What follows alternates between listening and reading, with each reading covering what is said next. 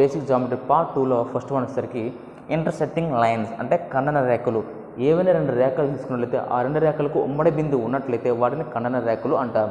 Two lines have common point then the lines are called intersecting lines. Example, these are intersecting lines because they have common point. So ఇవి కూడా మనకి intersecting lines అవుతాయి, ఇందువల్ల common point ఒకటి ఉంటుంది కాబట్టి. Next non intersecting lines, then the name also call parallel lines. ఖండించుకోని రేఖలు లేదా సమాంతర రేఖలు అని కూడా మనం చెప్పచ్చు. ఖండించుకోని రేఖలు లేదా సమాంతర రేఖలు అంటే ఏవైనా రెండు రేఖలు తీసుకున్నట్లయితే వాటికి కామన్గా అంటే ఉమ్మడిగా ఎటువంటి బిందువు లేకపోతే వాటిని ఖండించుకోని రేఖలు లేదా సమాంతర రేఖలు మనం చెప్తాము. Two lines have no common point then the lines are called parallel lines or non intersecting lines. parallel lines అని అంటాము లేదా నాన్ ఇంటర్సెక్టింగ్ లైన్స్ అని కూడా చెప్పొచ్చు. నెక్స్ట్ వన్ కాంకరెంట్ లైన్స్ అంటే మిలిత రేఖలు. అంటే 3 or more lines passing through one point then the lines are called concurrent point. అంటే రెండు లేదా అంతకన్నా ఎక్కువ రేఖలు ఒకే బిందువు గుండా వెళ్తే వాటిని మిలిత రేఖలు అంటారు. ఆ పాయింట్ ఏదైతే ఉందో దాన్ని మిలిత బిందువు అంటారు. అంటే పాయింట్ ఆఫ్ కాంకరెంట్ అని మనం చెప్తాం. అంటే ఇదొక బిందువు తీసుకున్నట్లయితే వీటి నుంచి వెళ్ళేటువంటి లైన్స్ అన్నీ కూడా these are all called concurrent lines. అంటే ఒకే బిందువు నుంచి మూడు లేదా అంతకన్నా ఎక్కువ బిందువులు వెళ్తూ ఉంటాయి. సో వీటిని కాంకరెంట్ లైన్స్ అని మనం చెప్పడం జరుగుతుంది. నెక్స్ట్ పేర్ ఆఫ్ యాంగిల్స్ అంటే ఏవైనా రెండు యాంగిల్స్ తీసుకున్నట్లయితే వాటిని పేర్ ఆఫ్ యాంగిల్స్ అంటారు. ఆ రెండు యాంగిల్స్ కూడా ఏమవుతాయి అన్న దాని గురించి మనం ఇక్కడ 3 రకాలు ఉన్నాయి, ఆ 3 రకాలు మనం వివరించుకోవచ్చు. సో ఫస్ట్ వచ్చేసరికి కాంప్లిమెంటరీ యాంగిల్స్ అంటే పూరక కోణాలు. ఏవైనా 2 పేర్ ఆఫ్ యాంగిల్స్ ఉన్నట్లయితే వాటి యొక్క సమ మొత్తం కూడా 90 degrees అయితే వాటిని కాంప్లిమెంటరీ యాంగిల్స్ అంటాము, అంటే పూరక కోణాలు అంటారు. For example here 30 degrees 60 degrees ఈ రెండు కలిపితే ఎంత అవుతుంది మనకి 90 degrees అవుతుంది. అలాగే 45 degrees 45 degrees ఇది కూడా ఏమవుతుంది పూరక కోణం అవుతుంది, అంటే కాంప్లిమెంటరీ యాంగిల్ అవుతుంది. అంటే ఒక యాంగిల్ ఎక్స్ అయితే ఇంకోటి 90 మైనస్ ఎక్స్ అనేది అవుతుంది. ఒక యాంగిల్ ఎక్స్ అయితే ఇంకొకటి 90 మైనస్ ఎక్స్ అవుతుంది. ఇది ఒక ఫార్ములా. ఒక కాంప్లిమెంటరీ యాంగిల్ ఇచ్చేసి ఇంకొక కాంప్లిమెంటరీ యాంగిల్ కావాలంటే మనకి అంటే ఒక పూరక కోణం ఇచ్చి ఇంకొక పూరక కోణం కావాలంటే మొత్తం ఎంత అవుతుంది ఎక్స్ అయితే ఇంకోటి 90 మైనస్ ఎక్స్ అవుతుంది. దీని ఒక ఫిగర్ మనం ఈ విధంగా రాసేసినట్లయితే ఫర్ ఎగ్జాంపుల్ ఇది పూరక కోణం అవుతుంది. ఫర్ ఎగ్జాంపుల్ ఈ 30 degrees అయితే ఇది 60 degrees అవ్వడం జరుగుతుంది. సో వీటిని మనం పూరక కోణాలు అని చెప్తాం, పూరక కోణాలు. నెక్స్ట్ సప్లిమెంటరీ యాంగిల్స్ అంటే సంపూరక కోణాలు. ఏవైనా 2 పేర్ ఆఫ్ యాంగిల్స్ తీసుకున్నట్లయితే వాటి యొక్క సమ్ మొత్తం 100 degrees అవ్వాలి. అంటే ఏమైనా 2 పూరక కోణాలు ఏమైనా 2 కోణాలు తీసుకున్నట్లయితే వాటి యొక్క మొత్తం మనకి సంపూరకం అంటే 180 degrees అయితేనే వాటి మనం సంపూరక కోణాలు అంటారు. ఫర్ ఎగ్జాంపుల్ 120 degrees ఒకటి ఉంది, 60 degrees ఒకటి ఉంది. సో ఈ మొత్తం ఎంత అవుతుంది మనకి 180 అవుతుంది. సో 100 తీసుకోవచ్చు, 80 తీసుకోవచ్చు. ఈ రెండు కూడా మొత్తం ఎంత అవుతుంది మనకి 180 అవుతుంది. సో 90 degrees 90 degrees ఈ రెండు కూడా మనకి 180 అవుతుంది. సో ఒకటి ఎక్స్ అయితే మనకి రెండవది 180 మైనస్ ఎక్స్ కింద రాసుకోవచ్చు. ఒకటి ఎక్స్ అయితే ఇంకోటి 180 మైనస్ ఎక్స్. టోటల్ ఎంత అవ్వాలి మనకి 180 degrees అవ్వాలి. ఏమైనా రెండు కోణాలు మొత్తం టోటల్గా 180 degrees అయితే వాటిని సంపూరక కోణాలు అంటారు, supplementary angles. The sum of 2 angles equal 180 degrees, 180 degrees, then the angles are called supplementary angles. So ఇది 60 degrees అయితే ఇది మొత్తం కూడా ఎంత ఉంటుంది 120 degrees ఉంటుంది. సో టోటల్గా ఎంత అవుతుంది మనకి ఇది టోటల్గా 180 degrees అవుతుంది. సో దీన్ని మనం ఏం చెప్తా ఉంటాం మనం సప్లిమెంటరీ యాంగిల్స్ కింద ఎగ్జాంపుల్గా తీసుకోవచ్చు. నెక్స్ట్ వన్ కాంజుగేట్ యాంగిల్స్ అంటే సంయుగ్మ కోణాలు. అంటే ఏమైనా రెండు కోణాలు మొత్తం 360 degrees ఈక్వల్ అయితే వాటిని సంయుగ్మ కోణం అంటారు. The sum of any 2 angles equal to 360 degrees then the angles are called conjugate angles. For example 180 degrees ఒకటి ఇంకొకటి 180 degrees టోటల్గా 360 అవుతుంది. లేదా 270 degrees 90 degrees ఇది కూడా మనకి కాంజుగేట్ యాంగిల్ అవుతుంది. ఒకటి ఎక్స్ అయితే ఇంకోటి 360 మైనస్ ఎక్స్ అవుతుంది. సో వీటిని మనం కాంజుగేట్ యాంగిల్ కింద మనం తీసుకోవచ్చు. నెక్స్ట్ లీనియర్ పేర్ అంటే రేఖీయ ద్వయం. లీనియర్ పేర్ గురించి చెప్పాలంటే ముందుగా మనం ఎడ్జసెంట్ యాంగిల్స్ అంటే ప్రక్కన ఉన్నటువంటి కోణాల గురించి తెలియాలి. ఏదైనా ఒక రేఖను తీసుకున్నట్లయితే ఇలా ఒక రేఖను తీసుకున్నట్లయితే సో ప్రక్కన ఉండే అంటే రెండింటికి ఒకటే బిందువు ఉమ్మడి బిందువు ఉండాలి, వెట్టెక్స్ ఉండాలి, అలాగే ఉమ్మడి భుజము అంటే ఒకే ఆర్మ్ ఉండాలి. సో అలా ఉంటే వాటిని ప్రక్క కోణాలు అంటే ఎడ్జసెంట్ యాంగిల్స్ అని మనం చెప్తాం. సో ఈ మొత్తం ఎడ్జసెంట్ యాంగిల్ అనేది టోటల్గా 180 degrees అయితే దాన్ని లీనియర్ పేర్ అంటాము. దాన్ని ఏమంటాం? Linear pair. The sum of two adjacent angles equal to 180 degrees, then the angles are called linear pair. ప్రక్కన ఉండే రెండు కోణాల మొత్తము 180 degrees అయితే వాటిని రేఖీయ ద్వయము అంటారు. సో ఇప్పుడు ఇలా ఉంది, ఇది మనకి రేఖీయ ద్వయం కాదు. ఎందుకంటే రెండు కూడా మనకు 180 degrees రాదు. ఎందుకంటే ఈ రెండు కూడా ఎక్యూట్ యాంగిల్స్ అంటే అల్ప కోణాలు కాబట్టి ఇది రేఖీయ ద్వయంలోకి రాదు. సో ఇది రేఖీయ ద్వయం అంటే ఏ రెండు యాంగిల్స్ అయినా సరే కలిపితే 180 degrees రావాలి. అంటే రెండు కూడా మళ్ళీ ప్రక్కనే ఉండాలి. అటువంటి వాటిని లీనియర్ పేర్, రేఖీయ ద్వయం అంటారు. నెక్స్ట్ వెర్టికల్లీ ఆపోజిట్ యాంగిల్స్ అంటే శీర్షాభిముఖ కోణాలు. శీర్షాభిముఖ కోణాలు అంటే ఇదొక లైను, ఇదొక లైను. సో ఈ టూ లైన్స్ తీసుకున్న తర్వాత ఈ టూ లైన్స్ ఒక పాయింట్ దగ్గర ఇంటర్సెక్ట్ అయినాయి అంటే ఖండించుకున్నవి. ఈ ఖండించుకున్నాయి కదా. సో ఈ కోణము ఈ కోణము మనం ఏమంటారంటే శీర్షాభిముఖ కోణాలు అంటే ఈ రెండు కూడా ఎప్పుడు కూడా ఈక్వల్గా ఉంటాయి. ఇది 80 degrees అయితే ఇది కూడా 80 degrees ఉంటుంది. 80 అయితే ఇది కూడా 80 degrees మాత్రం ఉంటుంది. ఎందుకంటే ఈ రెండు కూడా శీర్షాభిముఖ కోణాలు. శీర్షాభిముఖ కోణాలకి ఉమ్మడి పాయింట్ ఉంటుంది అంటే ఉమ్మడి బిందువు ఉంటుంది, కామన్ వెర్టెక్స్ ఉంటుంది, కానీ కామన్ ఆర్మ్ ఉండదు, ఉమ్మడి భుజం మాత్రం ఉండదు. సో ఈ కోణాలు మనం శీర్షాభిముఖ కోణాలు అంటే ఈ రెండు ఈక్వల్, ఈ రెండు కూడా ఈక్వల్ అవుతాయి. ఈ రెండు కూడా శీర్షాభిముఖ కోణాలు అవుతాయి.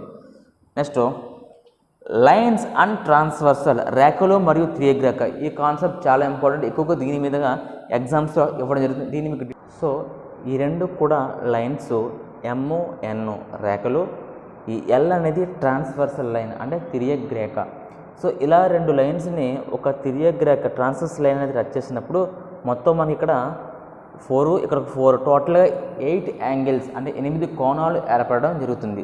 సో ఇక్కడ ఈ కోణాలకి కొన్ని పేర్లు ఉన్నవి. అవి ఏంటంటే కరస్పాండింగ్ యాంగిల్ సదృశ్య కోణాలు, ఆల్టర్నేటివ్ ఇంటీరియర్ యాంగిల్స్ ఏకాంతర కోణాలు, ఆల్టర్నేటివ్ ఎక్స్టీరియర్ యాంగిల్స్ ఏకబాహ్య కోణాలు, co interior angles and or allied angles అంటే సంకీర్ణ కోణాల గురించి మనం నేర్చుకోబోతున్నాం.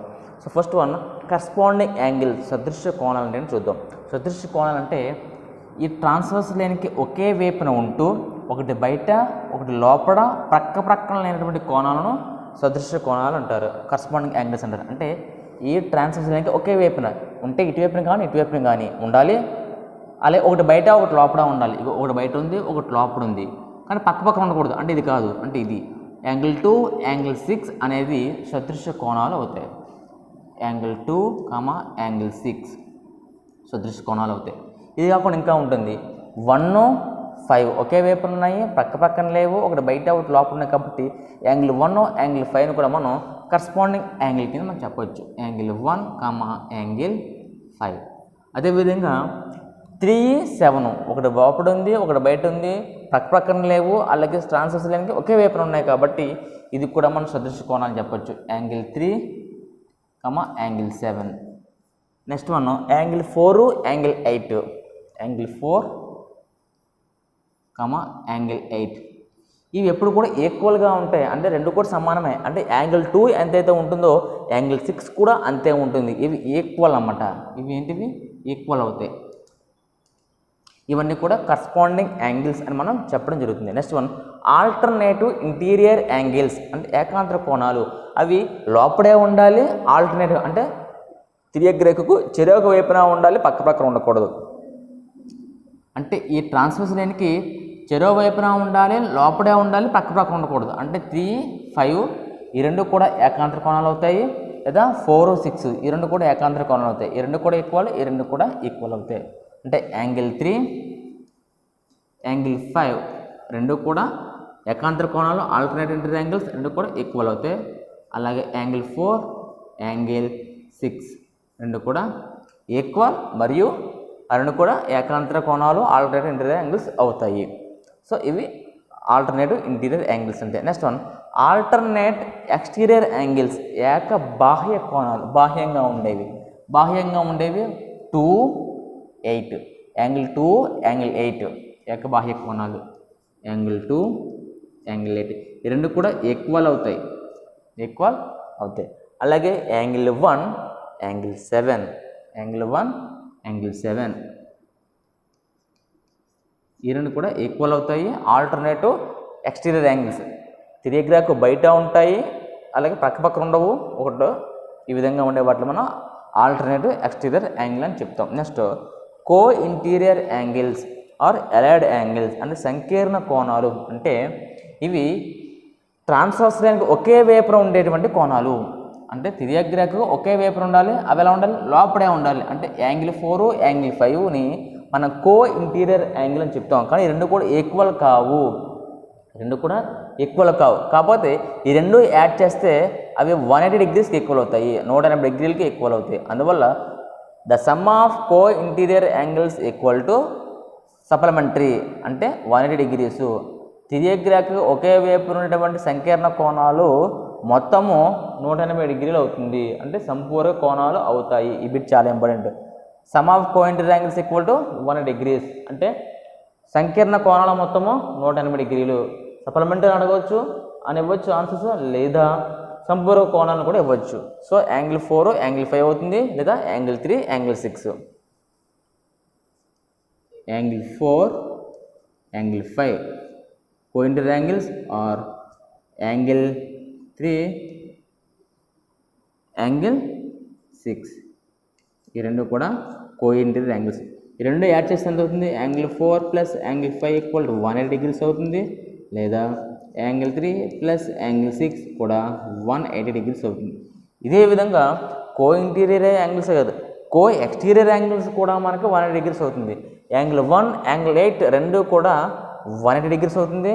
యాంగిల్ 2ని యాంగిల్ 7ని యాడ్ చేస్తే అది కూడా మనకి 180 degrees అంటే సప్లిమెంటరీ అవ్వడం జరుగుతుంది, సంపూర్ణ కోణాలు అవ్వడం జరుగుతుంది.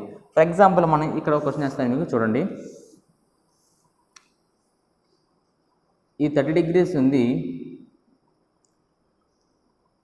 ఇదేమో 250 degrees ఉంది. సో ఇది ఏ ఇచ్చాం, ఇది బి ఇచ్చాం, సి ఇచ్చాం. సో ఏ వాల్యూ ఎంత అవుతుంది, అంటే ఈ రెండు కూడా వెర్టికల్లీ ఆపోజిట్ యాంగిల్స్ కాబట్టి ఈ 30 degrees అయింది కాబట్టి ఏ కూడా 30 అవుతుంది. ఏ ఈక్వల్ టు 30 degrees. ఇక్కడ మనం ఏ కాన్సెప్ట్ యూజ్ చేస్తాం, మనం వెర్టికల్లీ ఆపోజిట్ యాంగిల్స్ అంటే శీర్షాభిముఖ కోణాలు అనే కాన్సెప్ట్ని మనం యూజ్ చేయడం జరిగింది. అలాగే బి వాల్యూ ఎంత అవుతుంది, ఏ వాల్యూ బి వాల్యూకి ఈక్వల్. ఎందువల్ల ఇవి ఆల్టర్నేటివ్ ఇంటీరియర్ యాంగిల్స్. ఏముంది ఇక్కడ 4, 6 ఈక్వల్ అని చెప్పాము. అక్కడ angle 4 equal to angle 6. Alternative interior angles అంటే ఏకాంతర కోణాలు సమానం. సో బి వాల్యూ కూడా ఏ ఈక్వల్ టు బి అవుతుంది. ఏ వాల్యూ 30 కాబట్టి బి వాల్యూ కూడా 30 degrees అవ్వడం జరుగుతుంది. సో సి వాల్యూ ఏమవుతుంది, బి వాల్యూ సి వాల్యూ రెండు ఈక్వలే. ఎందువల్ల అంటే ఈ రెండు కూడా వెర్టికల్లీ ఆపోజిట్ యాంగిల్స్ అంటే శీర్షాభిముఖ కోణాలు. So A equal to B equal to C కూడా ఎంత అవుతుందంటే 30 degrees అవుతుంది. ఈ విధంగా మనం ఈ కాన్సెప్ట్ మనం నేర్చుకున్నట్లయితే ఎగ్జామ్లో ఇటువంటి రేఖలు లైన్స్ ఇచ్చి మనకి యాంగిల్స్ ఇచ్చినప్పుడు ఫైండ్ అవుట్ చేయడం చాలా ఈజీ అవుతుంది. సో ఇది కాంపిటేటివ్ ఎగ్జామ్స్కి చాలా ఉపయోగమైనటువంటి కాన్సెప్ట్.